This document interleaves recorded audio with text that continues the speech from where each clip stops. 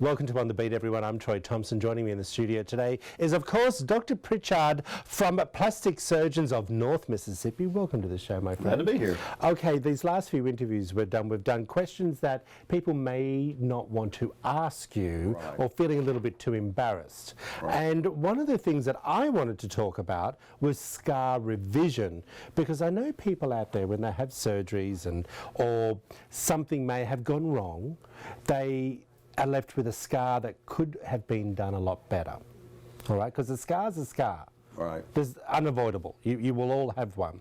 Even if you do your best job as a surgeon, sometimes that scar does not cooperate because that's their healing process. Okay. And you're different than everybody in this room and me. All right. Well, let's talk a little bit about what we read as scar revision. Okay. What is that?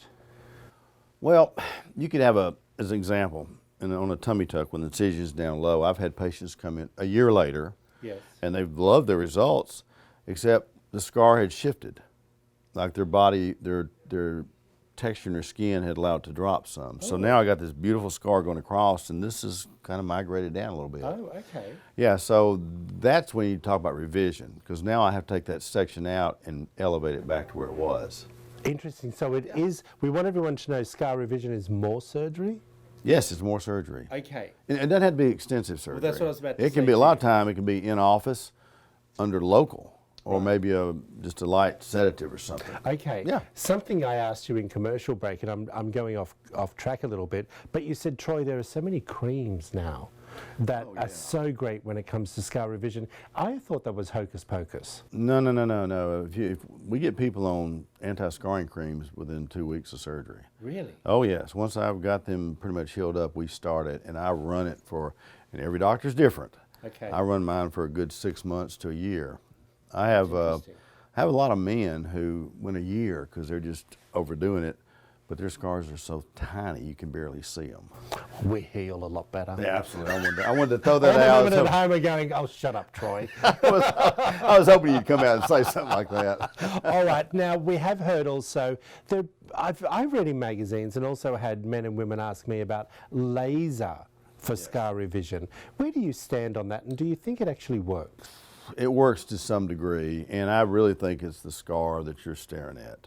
Right. Meaning it's each individual, because if it's a real thick, hard scar, you're better off surgically revising it. Gotcha. Versus one, it's, just it's got too much redness in it, and it's kind of softened, but it won't disappear. And then that's where laser really does work. Okay. Yeah, All we've had some success with that. Okay. All right. So I've had a tummy tuck or a breast implant, and I noticed in about 6 months my scar's not looking too good. Right. Is that when I come in and see you to have the consultation, or am I booking scar revision immediately?